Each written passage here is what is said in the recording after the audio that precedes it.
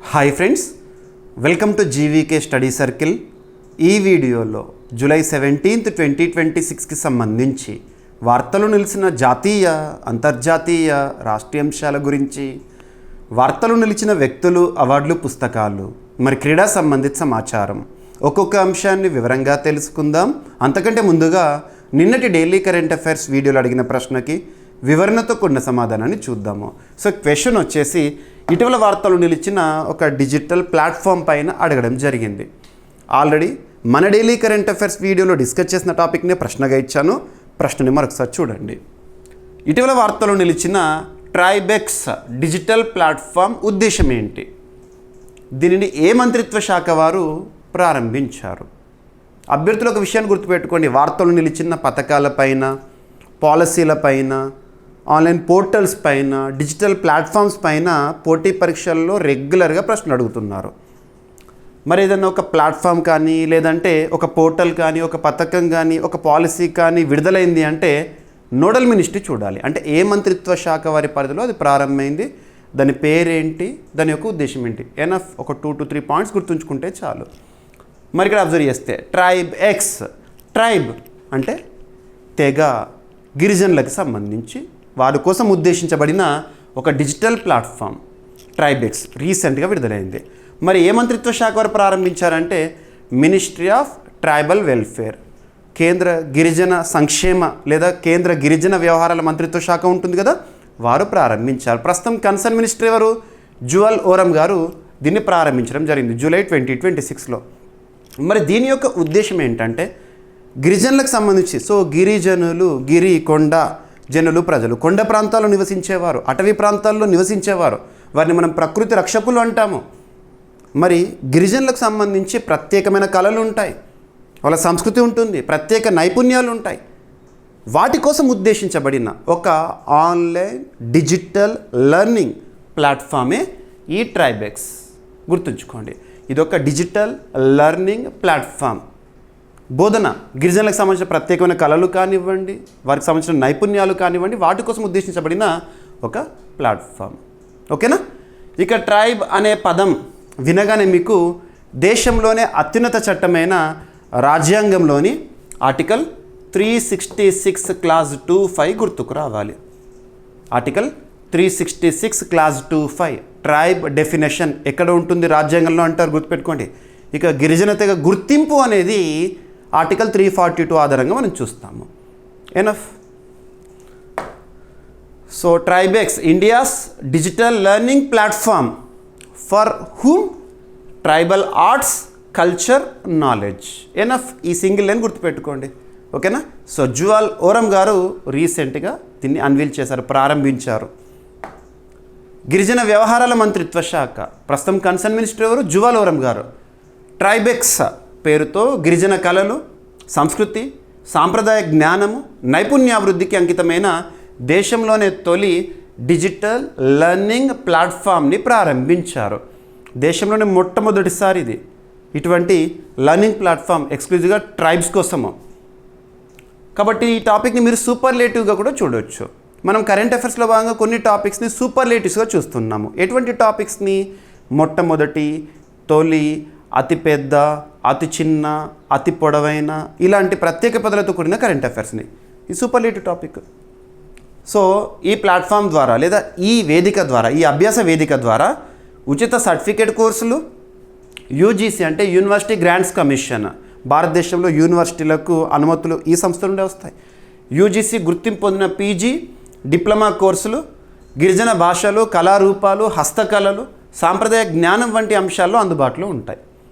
గిరిజన భాషలు, మౌఖిక సాంప్రదాయాలు, ప్రదర్శన కళలు, సాంస్కృతిక ఆచారాలు, స్వదేశీ జ్ఞాన వ్యవస్థలను నమోదు చేసి సంరక్షించి ప్రోత్సహించే డిజిటల్ రిపోజిటరీలుగా కూడా ఇది పనిచేస్తుందంట. ఎనఫ్. ప్రస్తుతం ఈ వేదికలో, ఈ ప్లాట్ఫామ్లో గిరిజన చిత్రకళ, హస్తకళలు, చేతి నేయడం, కళాఖండాలు, సాంప్రదాయ సంగీత వాయిద్యాల వంటి అంశాలపై 20 ఉచిత సర్టిఫికేట్ కోర్సులు కూడా అందుబాటులో ఉన్నాయి. ఓకేనా? రైట్. సో గిరిజన వ్యవహారాల మంత్రిత్వ శాఖ ఏ సంవత్సరంలో ప్రారంభమైంది అంటే 1999. ఒక మంత్రిత్వ శాఖ ఏ సంవత్సరంలో ప్రారంభమైంది ఈ పాయింట్ గుర్తుపెట్టుకోవాలంటే అన్నీ అవసరం లేదు, కొన్ని మాత్రం చూడాలి. ఉదాహరణకి మినిస్ట్రీ ఆఫ్ ఆయుష్ ఏ సంవత్సరంలో ప్రారంభమైంది? 2014 సంవత్సరంలో.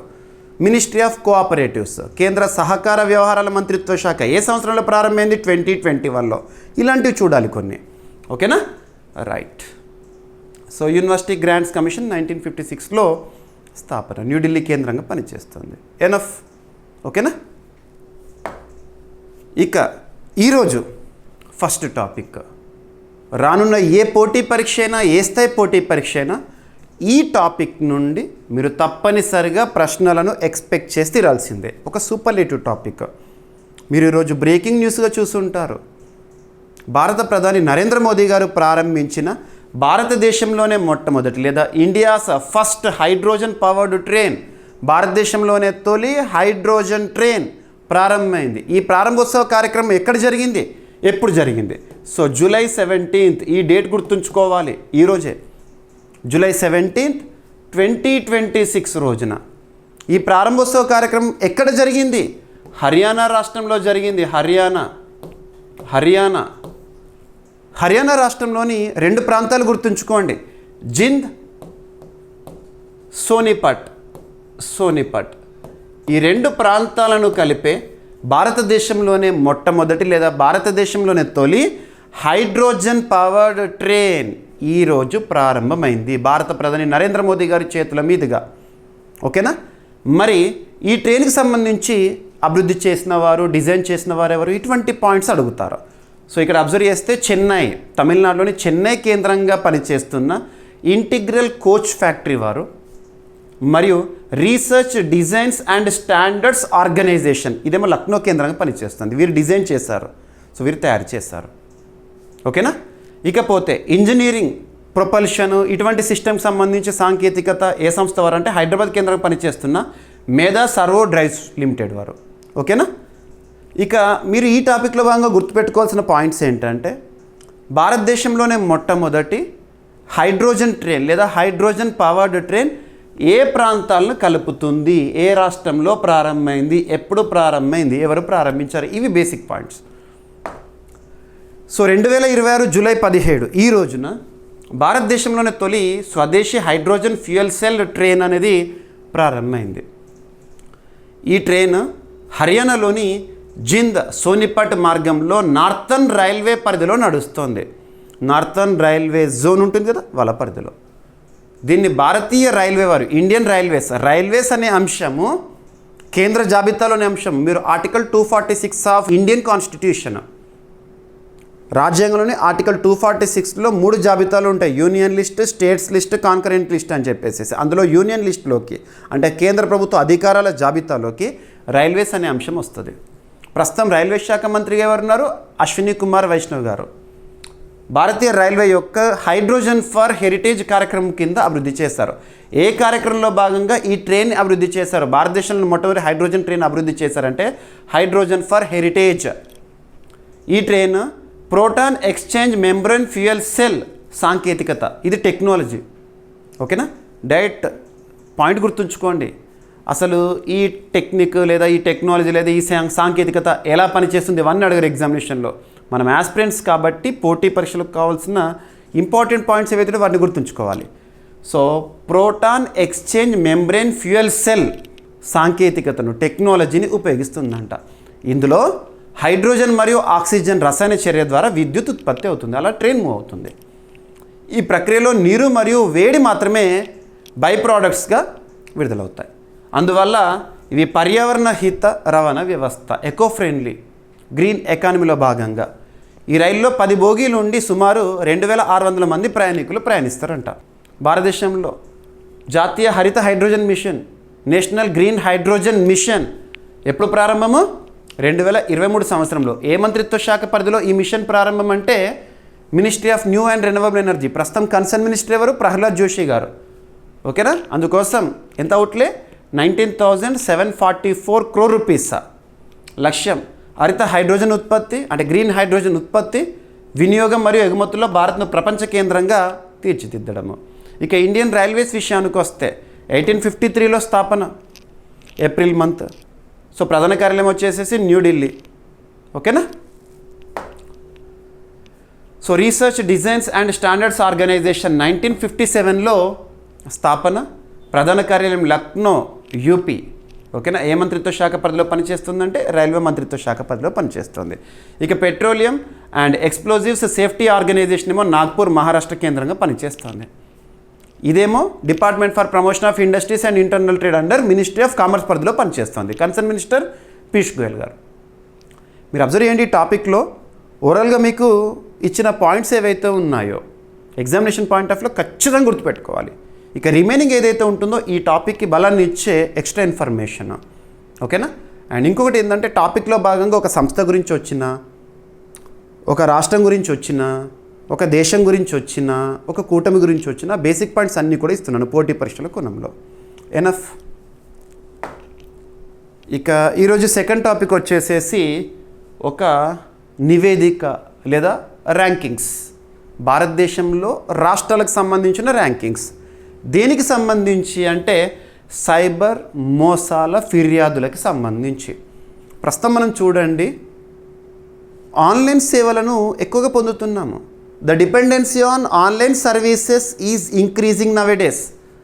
మానవుడు ఎక్కువగా ఆన్లైన్ సేవలను పొందడంపైనే ఆధారపడుతున్నాడు. మనకి ఏది కావాలన్నా కూడా ఆర్డర్ చేసేస్తున్నాము. మరి ఈ పరిస్థితుల్లో ఆన్లైన్లో మోసాలు కూడా పెరుగుతున్నాయి.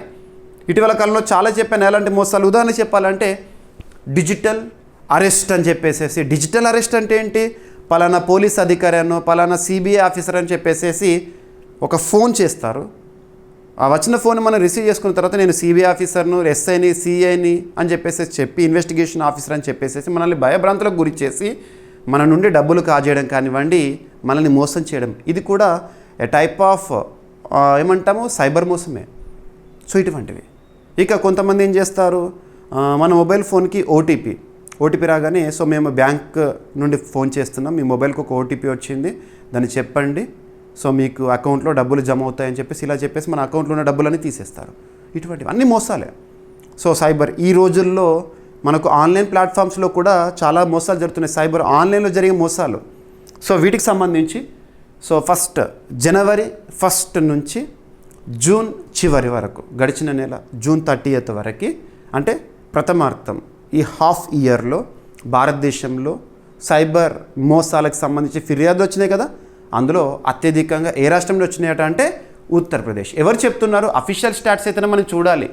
మినిస్ట్రీ ఆఫ్ హోమ్ అఫైర్స్ వారు రీసెంట్గా ఒక రిపోర్ట్ రిలీజ్ చేశారు. అందులో రాష్ట్రాలకు ర్యాంకులు ఇచ్చారు. అత్యధికంగా సైబర్ మోసాలకు సంబంధించిన ఫిర్యాదులు ఏ రాష్ట్రంలో అంటే ఉత్తరప్రదేశ్. ఓకేనా. సో చూడండి ఇక్కడ 2026 తొలి అర్ధ భాగంలో అంటే జాన్ టు జూన్ సైబర్ మోసాల ఫిర్యాదుల్లో ఉత్తరప్రదేశ్ అగ్రస్థానంలో ఉందంట. మినిస్ట్రీ ఆఫ్ హోమ్ అఫైర్స్, ప్రస్తుతం కన్సర్న్ మినిస్టర్ ఎవరు? అమిత్ షా గారు. తనే మినిస్ట్రీ ఆఫ్ కోఆపరేటివ్స్, సహకార వ్యవహారాల మంత్రిత్వ శాఖ కూడా తనే concern minister.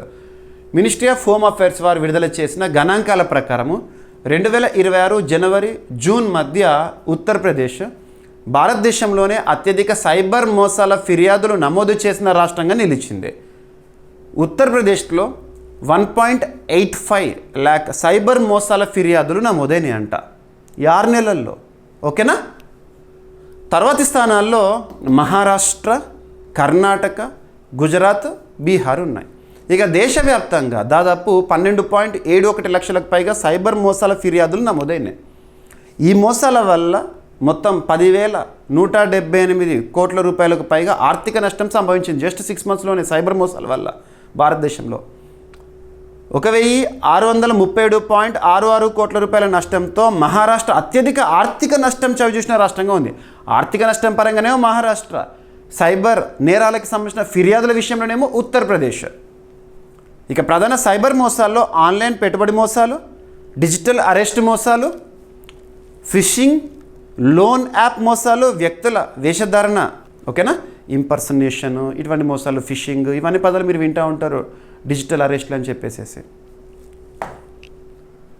So ministry of home affairs. ఓకేనా, రైట్.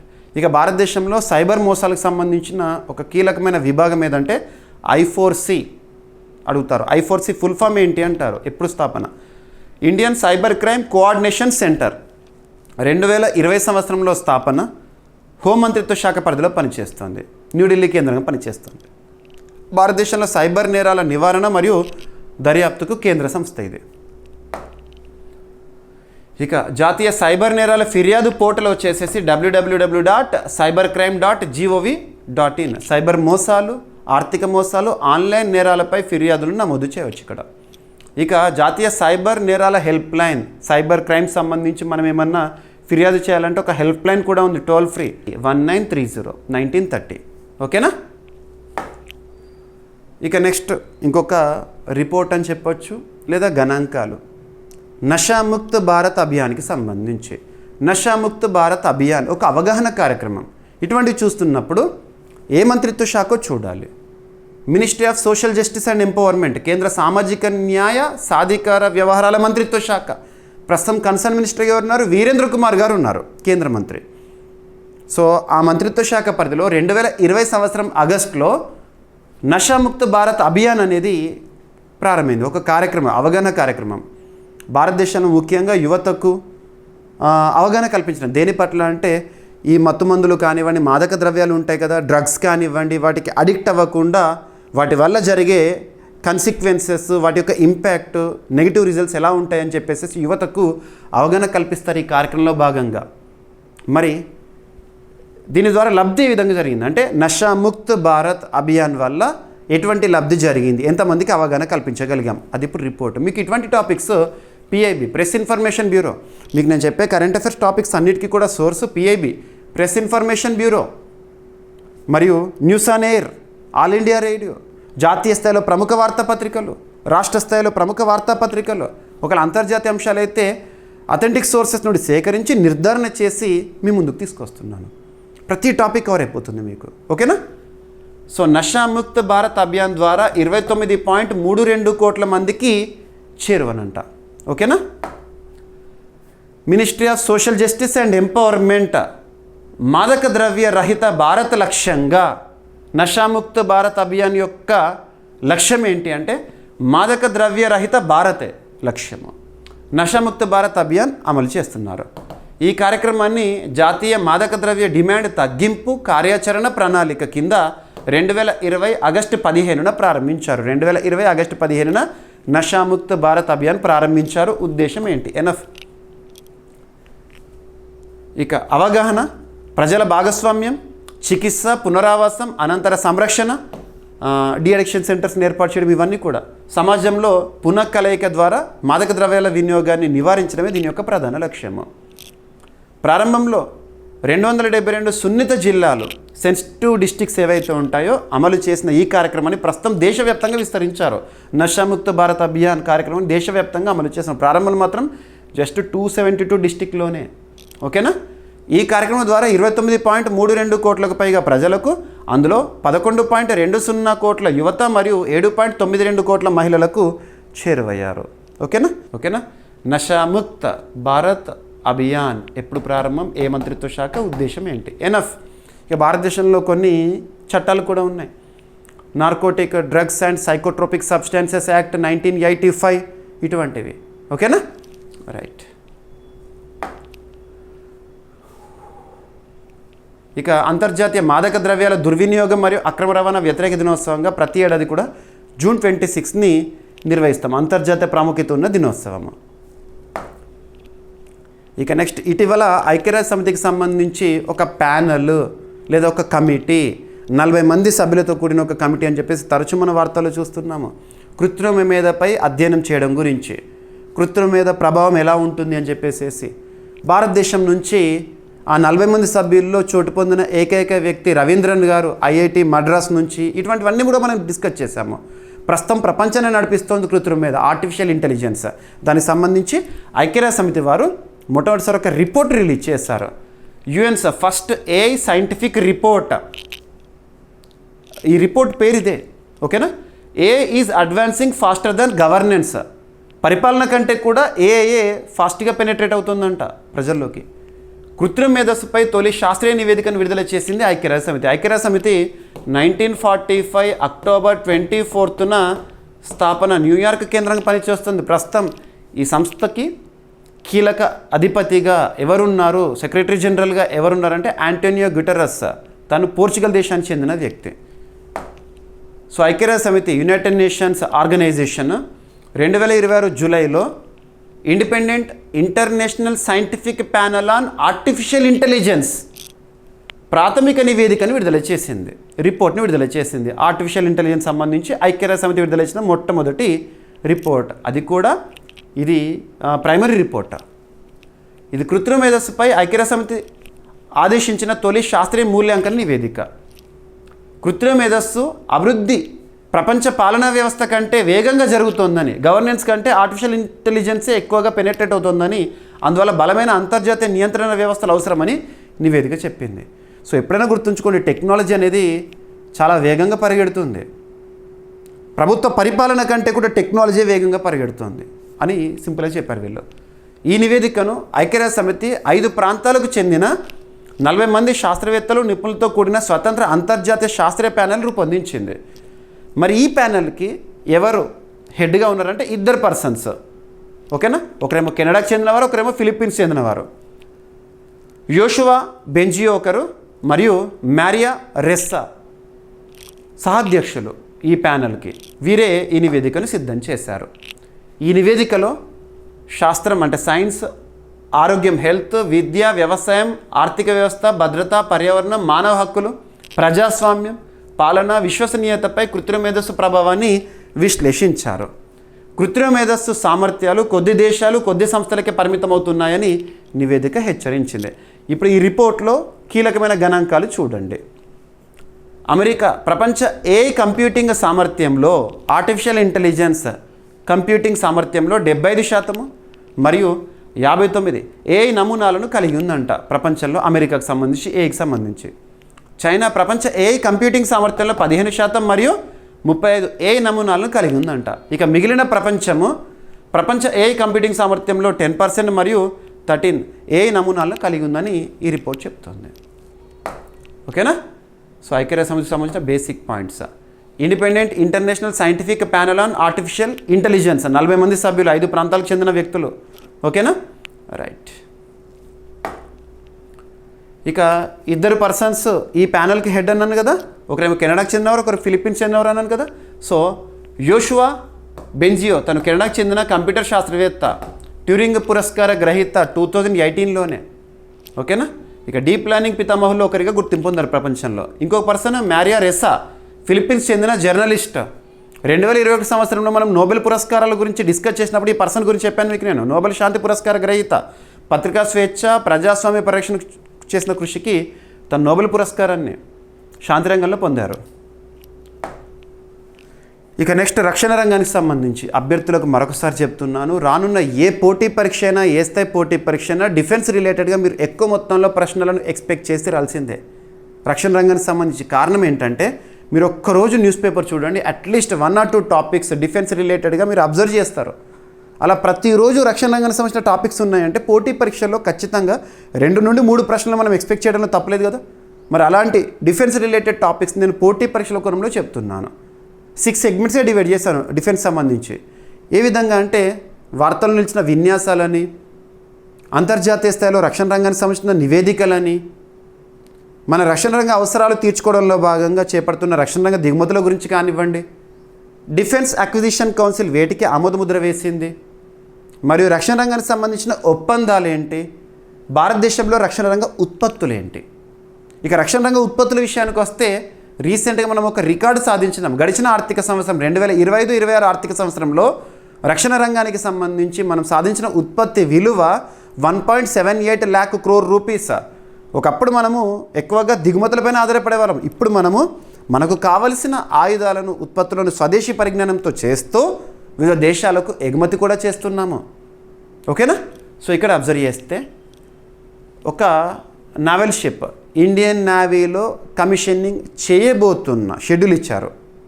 ఒక naval ship, Indian naval ship Malvan. ఇటువంటివి మీరు చూస్తున్నప్పుడు దాన్ని ఎవరు తయారు చేస్తారు, దాని యొక్క ప్రత్యేకత ఏంటి? ఐఎన్ఎస్ మాల్వన్ ఎందులో కమిషనింగ్ చేస్తారు? ఇండియన్ నేవీలో. మనకు త్రివిధ దళాలు ఉంటాయి కదా. సో త్రివిధ దళాలు ఏంటేంటి? Indian army, Indian navy, Indian air force. Indian ఆర్మీకి ప్రస్తుతం చీఫ్గా ఎవరున్నారు? ఆర్మీ చీఫ్గా ధీరజ్ సేత్ గారు రీసెంట్గా వచ్చారు. ఇండియన్ నేవీ నావికా దళానికి చీఫ్గా కృష్ణ స్వామినాథన్ గారు ఉన్నారు. ఇండియన్ ఎయిర్ ఫోర్స్కి చీఫ్గా ఎయిర్ మార్షల్ ఏపీ సింగ్ గారు ఉన్నారు. ఇక త్రివిధ దళాల సమన్వయాధికారి సిడిఎస్ అంటాము, చీఫ్ ఆఫ్ డిఫెన్స్ స్టాఫ్ మూడవ వ్యక్తి ప్రస్తుతం ఉన్నారు. తనెవరు? ఎన్ఎస్ రాజా సుబ్రమణి గారు. ఇవన్నీ లింక్ చేసుకోవాలి. సో ఇండియన్ నేవీలో కమిషనింగ్ అంటున్నాను. కమిషనింగ్ అంటే సేవల ప్రారంభము, డీకమిషనింగ్ అంటే సేవలకు వీడుకోలు అన్నట్టు. సో ఇండియన్ నేవీలో కమిషనింగ్, సేవలు ప్రారంభం కాబోతున్న INS Malvan, Indian naval ship Malvan. దీన్ని ఎవరు తయారు చేశారు అంటే కొచ్చి షిప్ యార్డ్ లిమిటెడ్, కొచ్చి, కేరళలోనే కొచ్చి కేంద్రంగా పనిచేసిన కొచ్చి షిప్ యార్డ్ లిమిటెడ్ వారు దీన్ని స్వదేశీ పరిజ్ఞానంతో తయారు చేశారు. మరి దీని యొక్క ప్రత్యేకత ఏంటి? ఇది anti submarine warfare. Anti submarine warfare అంటే ఏంటి? శత్రు దేశాలకు సంబంధించి లేదా శత్రు ప్రాంతాల నుండి వచ్చే సబ్మెరైన్స్ ఉంటాయి కదా, జలాంతర్గాములు, వాటిని గుర్తిస్తుంది, వాటిని చేస్తుంది, వాటిని న్యూట్రలైజ్ చేసేస్తుంది, నిర్వీర్యం చేసే సామర్థ్యము ఈ మాల్వన్కు ఉంటుంది. మరి దీన్ని కమిషన్ చేయబడుతున్నారు ఈ నెలలోనే. అది న్యూస్లోకి వచ్చింది. చూడండి, ఇలా ఈ టాపిక్స్ని చూసినప్పుడు మీరు బేసిక్ పాయింట్స్ చూడండి. పోటీ పరీక్షల్లో ఏ పాయింట్స్ నుండి అయితే ప్రశ్న అడిగే అవకాశం ఉంటుందో వాటి మీకు సింపుల్గా చెప్తున్నాను. భారత నావికాదళంలో చేరనున్న జలాంతర్గామి నిరోధక యుద్ధ నౌక అంటే anti submarine warfare INS Malvan, Indian naval ship. ఓకేనా? జూలై 22 రోజున దీన్ని కమిషన్ చేస్తారంట. మాల్వన్ మాహే తరగతి జలాంతర్గామి నిరోధక అల్పలోతు యుద్ధ నౌక, తక్కువ ఎత్తులో ప్రయాణించే ఒక యుద్ధ నౌకనంట. ఓకేనా? ఎయిర్ మార్షల్ ఏపీ సింగ్ గారు ముఖ్య అతిథిగా హాజరై దీన్ని కమిషన్ చేస్తారు. ఈ నౌకను కొచ్చి షిప్ యార్డ్ లిమిటెడ్ వారు, కొచ్చిలో ఉంది, వాళ్ళు నిర్మించారు. ఓకేనా? రైట్. ఆత్మనిర్భర్ భారత్ లక్ష్యానికి అనుగుణంగా దీన్ని మ్యాక్సిమం స్వదేశీ పరిజ్ఞానంతో తయారు చేశారు. మనకు స్వదేశీ పరిజ్ఞానం అనగానే మనకు Atmanirbhar Bharat, make in India గుర్తుకు రావాలి. ఓకేనా? ఈ నౌక అల్పలోతు సముద్ర ప్రాంతాల్లో జలాంతర్గామి నిరోధక యుద్ధ కార్యకలాపాల కోసం ప్రత్యేకంగా రూపొందించబడింది. ఓకేనా? తీర భద్రతను మరింత బలోపేతం చేస్తుంది. Right, enough. సో ఇండియన్ నేవీకి సంబంధించి 26 జాన్ 1950లో స్థాపన. న్యూఢిల్లీ కేంద్ర పనిచేసిన కృష్ణ స్వామినాథన్ గారు ప్రస్తుతం నేవీ చీఫ్. ప్రతి ఏడాది డిసెంబర్ 4 రోజున నేవల్ డేగా మనం జరుపుకుంటాము. జనవరి 15 అయితే ఆర్మీ డే, అక్టోబర్ 8 అయితే ఎయిర్ ఫోర్స్ డే అని చెప్పేసి ఇవన్నీ లింక్ చేసుకోండి. ఓకే. కొచ్చి షిప్ యార్డ్ లిమిటెడ్ 1972 ఇయర్లో స్థాపన. కొచ్చి కేరళ కేంద్రంగా పనిచేస్తుంది. ఇటువంటి చూడండి, రీసెంట్గా గార్డెనరీ షిప్ బిల్డర్స్ అండ్ ఇంజనీర్స్ అనే సంస్థ, కోల్కతా కేంద్రంగా పనిచేసిన సంస్థ, భారతదేశంలో 29th నవరత్న కంపెనీగా వార్తల్లోకి వచ్చింది. ఓకేనా? రైట్. ఇక మన సంస్కృతిలో భాగమైన పండుగలు, మేళాలు, జాతరలు, వీటిపైన పోటీ పరీక్షల్లో రెగ్యులర్గా ప్రశ్నలు అడుగుతున్నారు. ఇటీవల మనం చాలా చూసాము. ఉదాహరణ చెప్పాలంటే లాస్ట్ మంత్ జూన్ మంత్లో అంబుబాచి మేళా, కామాఖ్య టెంపుల్ అస్సాం సంబంధించి చూసాము. అదే నెలలో ఒడిషా రాష్ట్రానికి సంబంధించి రజపర్బ చూసాము. ఇక అంతకుముందు వెళ్తే గోర్సంకోరా ఫెస్టివల్ అరుణాచల్ ప్రదేశ్ సంబంధించి, ఇలా చెప్పుకుంటూ పోతే చాలా. ఒడిషా రాష్ట్రంలో పూరి జగన్నాథ రథయాత్ర నిన్నటి రోజున జూలై 16 రోజున అంగరంగ వైభవంగా జరిగింది. రథయాత్ర అనగానే 3 రథాలు గుర్తుకు రావాలి. పూరి జగన్నాథుడు ప్రధాన రథము, సెకండ్ బాలభద్రుడు తన సోదరుడు, నెక్స్ట్ సుభద్ర సోదరి, 3 రథాలు. ఓకేనా? సో ఇక్కడ అబ్జర్వ్ చేస్తే పూరి జగన్నాథ టెంపుల్ని మనం వైట్ పగోడా అని చెప్పొచ్చు. వైట్ పగోడా, బ్లాక్ పగోడా అంటే కోనార్క్ సూర్యదేవాలయం, అది కూడా ఒడిశాలోనే ఉంది. వైట్ పగోడా, బ్లాక్ పగోడా రెండు కూడా ఒడిశాలోనే ఉన్నాయి. ఇక భారతదేశంలోని చార్ధామ్స్లో ఒకటి పూరి. ఓకేనా? సో ఇక్కడ అబ్జర్వ్ చేస్తే జగన్నాథ్ రథయాత్ర 2026ని జూలై 16, 2026 రోజున అంగరంగ వైభవంగా నిర్వహించారు. ఈ ఉత్సవం ప్రతి సంవత్సరం ఒడిశాలోని పూరి జగన్నాథ్ ఆలయంలో జరుగుతుంది. హిందూ పంచాంగం ప్రకారము, హిందూ సాంప్రదాయం ప్రకారము ఆషాఢ శుక్ల ద్వితీయ రోజున నిర్వహించే ఒక వేడుక ఆషాఢ మాసంలో. ఈ ఉత్సవంలోని ప్రధాన దేవతలు ఎవరంటే, ప్రధాన రథం వచ్చేసేసి జగన్నాథుడు, సెకండ్ బాలభద్రుడు, నెక్స్ట్ దేవి సుభద్ర. దేవతలను జగన్నాథ ఆలయం నుంచి గుండిచా ఆలయానికి ఊరేగింపు తీసుకెళ్తారు. జగన్నాథ ఆలయం నుంచి గుండిచా టెంపుల్ వరకు. ఓకేనా? రైట్. ఇక రథం విషయానికి వస్తే అందులో జగన్నాథుని రథం నందిఘోష 16 చక్రాలు ఉంటాయి. బాలభద్రుని రథం తలధ్వజ 14 చక్రాలు ఉంటాయి. దేవి సుభద్ర రథం దేవదళనం అంటారు, 12 చక్రాలు ఉంటాయి. పూరి గజపతి మహారాజు చేరా పహరా ఆచారంలో భాగంగా బంగారు చీపురుతో రథాలను శుభ్రం చేస్తారు. ఇవన్నీ మనకు సంస్కృతిలో భాగము. నేను చెప్పిన పాయింట్స్ ఏవైతే ఉంటాయో అవి చూడండి. ఓకేనా? రైట్. ఇక జగన్నాథుడు మహావిష్ణువు అవతారంలో ఒకటి. సో జగన్నాథ ఆలయం ఎక్కడుంది? పూరి, ఒడిషా. 12వ శతాబ్ద కాలంలో పూరి జగన్నాథ్ టెంపుల్ కన్స్ట్రక్షన్ అనేది జరిగిందంట. ఓకేనా? తూర్పు గంగా వంశానికి చెందిన అనంతవర్మన్ చోడగంగా వారు ఈ దేవాలయాన్ని నిర్మించారని చెప్పేసి మనము నమ్ముతాము. హిందూ మతంలోని చార్ధామ్ పవిత్ర క్షేత్రాల్లో ఒకటి. ఓకేనా? బద్రీనాథ్, ద్వారకా, రామేశ్వరం, పూరి, అలా చార్ధామ్ దేశంలో. ఉత్తరాఖండ్ రాష్ట్రంలో చార్ధామ్ వేరు. బద్రీనాథ్, కేదార్నాథ్, గంగోత్రి, యమునోత్రి అవి ఉత్తరాఖండ్ రాష్ట్రంలో. ఇండియాలో చార్ధామ్స్లో ఇదొకటి. ఓకేనా? మనకు సింపుల్గా చెప్పాలంటే ఈ చార్ధామ్స్ ఏంటి కొంత క్లారిటీ ఉండాలి. పూరి బంగాళాఖాతం తీరంలో ఒడిషాలో ఉంది. సో ఒడిషా రాష్ట్రానికి సంబంధించిన బేసిక్ పాయింట్స్. రాజధాని భువనేశ్వర్, అక్కడ బీజేపీ అధికారంలో ఉంది. ముఖ్యమంత్రిగా మోహన్ చరణ్ మాజీ గారు విధులు నిర్వర్తిస్తున్నారు. గవర్నర్గా తెలుగువారు ఖమ్మంపాటి హరిబాబు గారు ఉన్నారు. రాష్ట్ర ఆవిర్భావం వచ్చేసి 1 ఏప్రిల్ 1936. ఇక నెక్స్ట్ ఇంకొక సూపర్లేటివ్ టాపిక్ ఇది మహారాష్ట్రకి సంబంధించి. నిన్న రాష్ట్రాల పరంగా చూస్తే నిన్న కర్ణాటక రాష్ట్రం గురించి ఒకటి చెప్పాను. భారతదేశంలో మొట్టమొదటి గవర్నమెంట్ డ్రివెన్ యూనివర్సిటీ కర్ణాటక రాష్ట్రం అని చెప్పి సూపర్లేటివ్ టాపిక్గా. సో కొన్ని టాపిక్స్ రాష్ట్రాలకు సంబంధించి అయినా కూడా జాతీయ స్థాయిలో ప్రాముఖ్యతతో కనుక వార్తల్లోకి వస్తే, ఇట్లా సూపర్లేటివ్ టాపిక్స్గా వార్తల్లోకి వస్తే తప్పనిసరిగా చూడాలి. మరి ఇక్కడ అబ్జర్వ్ చేస్తే మహారాష్ట్రలో ఎన్డీఏ అధికారంలో ఉంది. BJP is the largest party. Devendra Fadnavis గారు ముఖ్యమంత్రిగా విధులు నిర్వర్తిస్తున్నారు. గవర్నర్గా జిష్ణుదేవ్ వర్మ గారు ఉన్నారు. సో మహారాష్ట్ర ప్రభుత్వము దేశంలోనే మొట్టమొదటి రాష్ట్రంగా నిలుస్తుంది. ఉంది ఏ విషయంలో అంటే మహిళా రైతులకు చట్టబద్ధ గుర్తింపు కల్పించిన, మహిళా రైతులకు విమెన్ ఫార్మర్స్కి చట్టబద్ధ గుర్తింపు కల్పించిన భారతదేశంలోని తొలి రాష్ట్రం ఏదంటే మహారాష్ట్ర. ఇటువంటి చూడాలి. ఆర్టికల్ 44ని అమలు చేసిన భారతదేశంలో తొలి రాష్ట్రం ఏదంటే ఉత్తరాఖండ్. ఇలాగా ఏ యూనివర్సిటీ తొలి రాష్ట్రం ఏదంటే కర్ణాటక. ఓకేనా? గుర్తుపెట్టుకోండి. మహిళా రైతులకు చట్టబద్ధంగా గుర్తింపు లబ్ధికి చేకూర్చడం కానివ్వండి, ఇవన్నీ కూడా 2026 సంవత్సరాన్ని ఐక్యరాజ్య సమితి ప్రకటించిన సంవత్సరాల్లో ఒకటి ఏంటంటే international year of women farmers కూడా. పాస్టోరలిస్ట్స్ వాటికి ఇంపార్టెన్స్, గ్రాస్ ల్యాండ్ పాస్టోరలిస్ట్ వాటికి ఇంపార్టెన్స్ ఇస్తూనే విమెన్ ఫార్మర్స్ కూడా ఐక్యరాజ్య సమితి ఈ సంవత్సరాన్ని అంకితం చేసింది. మరి ఈ సంవత్సరంలో ఈ నిర్ణయం అనేది ప్రశంసనీయంగా చెప్పొచ్చు. మహారాష్ట్ర మహిళా రైతుల సాధికార చట్టం 2026ను అమలు చేసిన భారతదేశంలోనే తొలి రాష్ట్రంగా నిలిచింది. ఈ చట్టం ద్వారా మహిళా రైతులకు చట్టబద్ధ గుర్తింపు మరియు హక్కుల రక్షణ కల్పించబడింది. ఈ చట్టాన్ని ఐక్యరాజ్య సమితి ప్రకటించిన international year of women farmers 2026లో ప్రవేశపెట్టారు. భూమి, నీరు, రుణాలు మరియు ఇతర వ్యవసాయ వనరులపై మహిళలకు సమాన అవకాశాలు కల్పించడం ఈ చట్టం యొక్క ప్రధాన లక్ష్యము. మహిళా రైతులకు ప్రభుత్వ పథకాలు, వ్యవసాయ విస్తరణ సేవలు, సంస్థాగత రుణాలు మరియు వ్యవసాయ ఆస్తులపై హక్కులను బలోపేతం చేయడానికి ఈ చట్టము దోహదపడుతుందంట. రైట్, ఎనఫ్ డైరెక్ట్గా గుర్తుపెట్టుకోండి. ప్రస్తుతం భారతదేశంలో వ్యవసాయ రంగానికి సంబంధించి ministry of agriculture and farmers welfare concern minister ఎవరంటే శివరాజ్ సింగ్ చౌహాన్ గారు.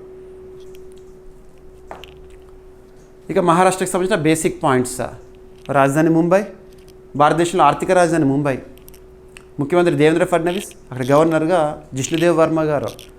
ఆవిర్భావం వచ్చేసి 1 మే 1960. ఓకేనా? 1 మే 1960 రోజున బాంబే స్టేట్ నుంచి గుజరాత్ ఏర్పడింది. ఆ మిగిలిన బాంబే స్టేట్ని మహారాష్ట్రగా మార్చారు. ఓకేనా? రైట్. మహారాష్ట్రలో 288 అసెంబ్లీ స్థానాలు ఉంటాయి, గుర్తుపెట్టుకోండి. ఇక నెక్స్ట్ వార్తలు నిలిచిన బయో రిజర్వ్స్ గురించి కానివ్వండి, లేదా జాతీయ పార్కులు నేషనల్ పార్క్స్ గురించి కానివ్వండి, టైగర్ రిజర్వ్స్ గురించి కానివ్వండి, పోటీ పరీక్షల్లో రెగ్యులర్గా ప్రశ్నలు అడుగుతున్నారు. మరి ఇక్కడ అబ్జర్వ్ చేస్తే ఒక వన్యప్రాణి అభయారణ్యం, వైల్డ్ లైఫ్ శాంక్చురీ అనేది న్యూస్లో ఉంది. ఎక్కడ ఉంది అంటే వెస్ట్ బెంగాల్ రాష్ట్రంలోని మహానంద వన్యప్రాణి అభయారణ్యం ఇటీవల వార్తల్లోకి వచ్చింది. ఏ రాష్ట్రంలో ఉందంటే వెస్ట్ బెంగాల్. రీసెంట్గా వెస్ట్ బెంగాల్ రాష్ట్రంలో సార్వత్రిక ఎన్నికలు జరిగినాయి. అక్కడ అసెంబ్లీ స్థానాలు అంటే number of MLAs in West Bengal 294. BJP విజయడంకా మోగించింది. తొలిసారి వెస్ట్ బెంగాల్ రాష్ట్రంలో బీజేపీ ప్రభుత్వం సువేందు అధికారి గారు ముఖ్యమంత్రిగా వచ్చారు. ఆర్ఎన్ రవి గారు governor, Kolkata is the capital. మరి వెస్ట్ బెంగాల్ రాష్ట్రంలోని ఒక వైల్డ్ లైఫ్ శాంక్చురీ పేరు గుర్తుంచుకొని మహానంద వన్యప్రాణి అభయారణ్యం ఎందుకు వార్తల్లోకి వచ్చిందంటే ఎకో సెన్సిటివ్ జోన్, సున్నిత జోన్ ఏదైతే ఉంటుందో దాన్ని తగ్గించడం వల్ల వార్తల్లోకి వచ్చారు. సో ఎకో సెన్సిటివ్ జోన్ అంటే ఏంటంటే ఒక ఫారెస్ట్ ఏరియా కానీ వైల్డ్ లైఫ్ శాంక్చురీ కానీ ఉందనుకోండి, దాని చుట్టుపక్కల ప్రెమిసెస్ ఉంటాయి కదా, వాటిని స్పెషల్గా ప్రొటెక్ట్ చేయడం, అక్కడ మైనింగ్ కానివ్వండి, ల్యాండ్ యాక్టివిటీస్ కానివ్వండి నిషేధం చేస్తారు. ఓకేనా. సో ఇక్కడ అబ్జర్వ్ చేస్తే ఏ చట్టం ఆధారంగా ఎకో సెన్సిటివ్ జోన్ని గుర్తిస్తారు, ఇటువంటి అడుగుతారు. పర్యావరణ పరిరక్షణ చట్టం 1986 ఆధారంగా. ప్రస్తుతం భారతదేశంలో concern ministry of environment, forest, climate change, concern minister వచ్చేసేసి భూపేంద్ర యాదవ్ గారు. పశ్చిమ బెంగాల్ ప్రభుత్వం మహానంద వన్యప్రాణి అభయారణ్యం చుట్టూ ఉన్న పర్యావరణ సున్నిత మండలి ఎకో సెన్సిటివ్ జోన్ పరిధిని 5 కిలోమీటర్స్ ఉంటే, అంతకుముందు ఎకో సెన్సిటివ్ జోన్ 5 కిలోమీటర్స్, ఇప్పుడు దాన్ని తగ్గించారు, కుదించారు 1 కిలోమీటర్కి. ఓకేనా. ఈ అభయారణ్యం వెస్ట్ బెంగాల్లోని డార్జిలింగ్ డిస్టిక్లో ఉంది. ఇక డార్జిలింగ్ అనగానే మీకు డార్జిలింగ్ టీ 2004 సంవత్సరంలో GI ట్యాగ్ పొందిన భారతదేశంలో మొట్టమొదటి ప్రోడక్ట్. ఇది హిమాలయ పర్వత ప్రాంతంలో తీస్తా మరియు మహానంద నదుల మధ్య విస్తరించి ఉన్న ఒక వైల్డ్ లైఫ్ శాంక్చురీ. ఈ అభయారణ్యాన్ని ప్రధానంగా గౌర్ మరియు రాయల్ బెంగాల్ టైగర్ సంరక్షణ కోసం ఏర్పాటు చేశారు. ఓకేనా. రైట్. మహానంద వన్యప్రాణి అభయారణ్యం ఇటీవల ఎకో సెన్సిటివ్ జోన్ తగ్గింపు అనే అంశంతో న్యూస్లోకి వచ్చింది. ఎక్కడ ఉంది? వెస్ట్ బెంగాల్. ఓకేనా. సో ఎకో సెన్సిటివ్ జోన్ పర్యావరణ పరిరక్షణ చట్టం 1986 కింద ప్రకటిస్తారు. ఓకేనా. సో రక్షిత ప్రాంతాల చుట్టూ అభివృద్ధి కార్యకలాపాలను నియంత్రించి పర్యావరణాన్ని సంరక్షించే రక్షణ మండలిగా గుర్తించడమే ఈ ఎకో సెన్సిటివ్ జోన్ అనే అంశము. రైట్. సో వెస్ట్ బెంగాల్ రాష్ట్రానికి సంబంధించిన బేసిక్ పాయింట్స్. ఇక వార్తలో నిలిచిన వ్యక్తి ఒక దేశానికి సంబంధించి, సో యుక్రెయిన్ దేశానికి సంబంధించి కొత్త ప్రధానమంత్రి నియామకం. లాస్ట్ 2 days బ్యాక్ యుక్రెయిన్ ప్రధానమంత్రి రాజీనామా అని చెప్పేసి ఒక మహిళ గురించి మీకు చెప్పాను. ఇప్పుడు నూతన నియామకం, కొత్త ప్రధానమంత్రి యుక్రెయిన్ అధ్యక్షుడు వ్లాదిమిర్ జెలెన్స్కీ. యుక్రెయిన్ దేశాన్ని మనము ఎప్పటి వార్తలు చూస్తున్నాం? రెగ్యులర్గా దాదాపు ఆల్మోస్ట్ ప్రతిరోజు కూడా 2022 ఫిబ్రవరి 24 నుంచి. ఎందుకు అంటే అప్పటి నుంచే రష్యా యుక్రెయిన్ యుద్ధ పరిస్థితులను మనము తెరపైన చూస్తున్నాము. ఓకేనా. సో యుక్రెయిన్లో రీసెంట్గా ప్రభుత్వంలో లేదా మంత్రిమండలి మార్పుల్లో భాగంగా తీసుకున్న నిర్ణయాల్లో కొత్త ప్రధానమంత్రి నియామకం. కొత్త ప్రధానమంత్రిగా సెర్హీ కొరెట్స్కీ. ఓకేనా. ఎవరి స్థానంలో ప్రధానమంత్రిగా వచ్చారు? రీసెంట్గా జూలై 14 రోజున రాజీనామా చేసిన యూలియా స్వైర్డింకో గారి స్థానంలో కొత్త ప్రధాని సెర్హీ కొరెట్స్కీ. ఓకేనా. సో ఆ దేశ అధ్యక్షుడు వ్లాదిమిర్ జెలెన్స్కీ గారు నియమించారు. ఎనఫ్. సో యుక్రెయిన్ దేశానికి సంబంధించిన basic points. Kyiv is the capital, currency Ukraine hryvnia, అధ్యక్షుడు వ్లాదిమిర్ జెలెన్స్కీ. ఏదైనా ఒక దేశం గురించి చూస్తున్నప్పుడు బేసిక్ పాయింట్ చూడాలి. కరెన్సీ ఏంటి, క్యాపిటల్ ఏంటి, అక్కడ దేశాధినేత ఎవరు. ఇక నెక్స్ట్ వార్తలు నిలిచిన ఒక పుస్తకము. భారతదేశంలో 52వ ప్రధాన న్యాయమూర్తిగా విధులు నిర్వర్తించిన ప్రస్తుత మాజీ ప్రధాన న్యాయమూర్తి జస్టిస్ బిఆర్ గవాయ్ గారికి సంబంధించిన ఒక పుస్తకము. ఆ పుస్తకం పేరేంటో చూడండి, ప్రత్యేకత ఏంటి. వార్తలు నిలిచిన పుస్తకాలపైన పోటీ పరీక్షల ప్రశ్నలు అడుగుతున్నాం. మనం ఎలా చదవాలి, బుక్స్ అండ్ ఆథర్ సెగ్మెంట్ ఎలా చూడాలంటే పుస్తకం యొక్క కవర్ పేజ్ పైన ఆ పుస్తకం యొక్క పేజ్ లేదా పేరు ఏ విధంగా అయితే ఉంటుందో ఆ పేరును అదే విధంగా గుర్తుపెట్టుకోండి. ఎట్టి పరిస్థితులను ట్రాన్స్లేషన్ చేయకండి. ట్రాన్స్లేషన్ ఎర్రర్స్ కారణంగా మార్కులు కోల్పోయే ప్రమాదం ఉంది. సో పుస్తకం యొక్క పేరును చూడండి, రచయిత లేదా ఎడిటర్ పేరు గుర్తుంచుకోండి, పుస్తకం యొక్క సారాంశం, అసలు దేని గురించి ఆ పుస్తకము, ఇప్పుడు ఎందుకు వార్తల్లోకి వచ్చింది, ఏమైనా వివాదాస్పదమైన వార్తల్లోకి వచ్చిందా లేదా ఆ పుస్తక ఆవిష్కరణ కార్యక్రమంతో వార్తల్లోకి వచ్చిందా.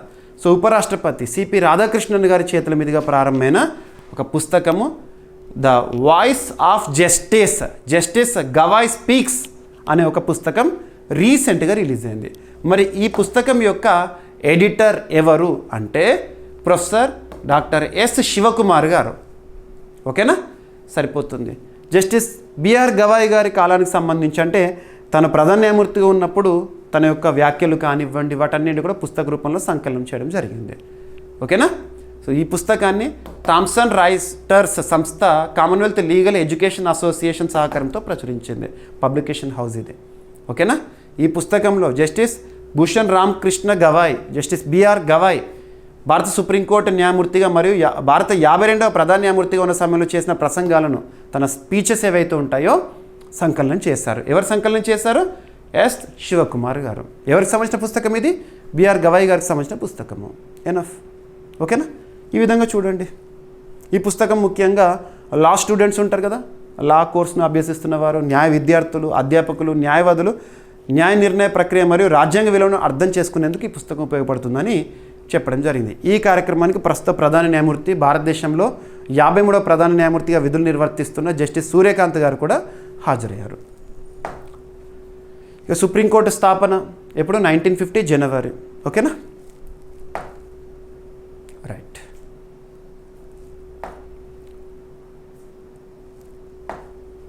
ఇక ఈరోజు ప్రశ్న, 2026 సంవత్సరానికి గాను ఎంతమంది క్రీడాకారులు ఐసీసీ హాల్ ఆఫ్ ఫేమ్లో చోటు పొందారు? 2026 సంవత్సరానికి గాను వీరిలో భారత్ నుండి ఎవరెవరు ఉన్నారు? ఇప్పటి వరకు ఐసీసీ హాల్ ఆఫ్ ఫేమ్లో చోటు పొందిన భారతీయులు ఎంతమంది, వారెవరు? ఆల్రెడీ ఈ టాపిక్ని మన డైలీ కరెంట్ అఫైర్స్ వీడియోస్లో డిస్కస్ చేశాము. 2 సార్లు డిస్కస్ చేసాము. జూలై 9th రోజున ఒకసారి, నెక్స్ట్ నిన్నటి క్లాస్లో కూడా. ఓకేనా? ఇక ఈరోజు టాపిక్స్ని క్విక్ రివిజన్ చేస్తే, నిన్నటి డైలీ కరెంట్ అఫైర్స్ వీడియోలో అడిగిన ప్రశ్నకి కంప్లీట్ ఎక్స్ప్లెనేషన్ ఇచ్చాను. సో ఈరోజు ఫస్ట్ టాపిక్, భారతదేశంలోని తొలి స్వదేశీ హైడ్రోజన్ ఇంధన రైలు ప్రారంభోత్సవం హర్యానాలో జరిగింది. ఏ ప్రాంతాలను కనెక్ట్ చేస్తుంది? జింద్, సోనిపట్. సో ఈ ప్రధాన సంస్థలు ఏంటి గుర్తుపెట్టుకోండి. 2026 తొలి అర్ధభాగంలో సైబర్ మోసాల ఫిర్యాదుల్లో ఉత్తరప్రదేశ్ అగ్రస్థానంలో ఉంది. ఆర్థికపరమైన నష్టాన్ని ఎదుర్కొన్న రాష్ట్రం మాత్రం మహారాష్ట్ర. ఈ రిపోర్ట్ని ఎవరు రిలీజ్ చేశారు? ర్యాంకులను ఎవరు రిలీజ్ చేశారు? మినిస్ట్రీ ఆఫ్ హోమ్ అఫైర్స్ వారు. ఇక నషాముక్త్ భారత్ అభియాన్ ద్వారా 29.32 కోట్ల మందికి చేరువ. దీని ద్వారా లబ్ధి ఏ మంత్రిత్వ శాఖ పరిధిలో ప్రారంభమైంది? Nasha Mukt Bharat Abhiyan, ministry of social justice and empowerment. ఎప్పుడు ప్రారంభమైంది? ఆగస్ట్ 15, 2020. ఉద్దేశం ఏంటి చూడండి, సరిపోతుంది. కృత్రిమ మేధస్సుపై తొలి శాస్త్రీయ నివేదికను విడుదల చేసిన ఐక్యరాజ్య సమితి. యాంటీ మెరైన్ వార్ఫేర్ మాల్వన్ లేదా యాంటీ సబ్మెరైన్ వార్ఫేర్ రీసెంట్గా న్యూస్లో ఉంది. ఐఎన్ఎస్ మాల్వన్. దీని యొక్క ప్రత్యేకత ఏంటి? ఎవరు తయారు చేశారు?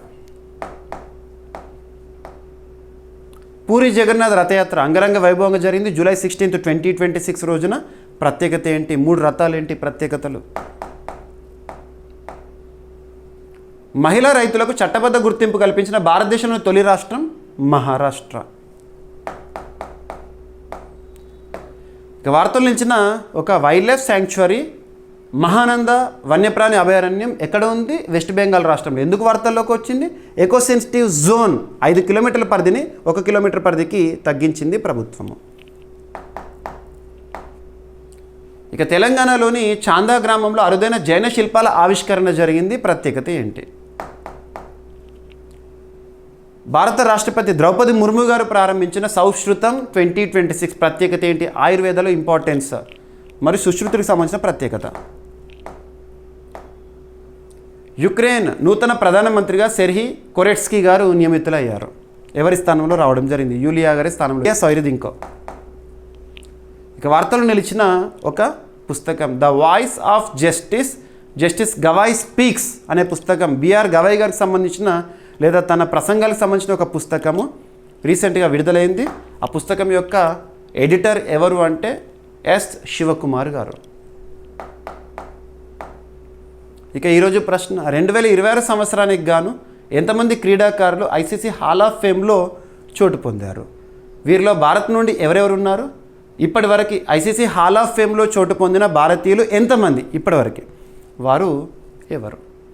అభ్యర్థులు ప్రతిరోజు మన డైలీ కరెంట్ అఫైర్స్ వీడియో చూడండి. మీకు ప్రతిరోజు అందిస్తున్నాను, కంప్లీట్ వీడియో ఇస్తున్నాను జీవీకే స్టడీ సర్కిల్ యాప్లో. సో జీవీకే స్టడీ సర్కిల్ యాప్లో CA 360 కోర్సులో CA 360 2026 CA 360 2026 కోర్సులో ప్రతిరోజు కంప్లీట్ క్లాస్ ఉంటుంది.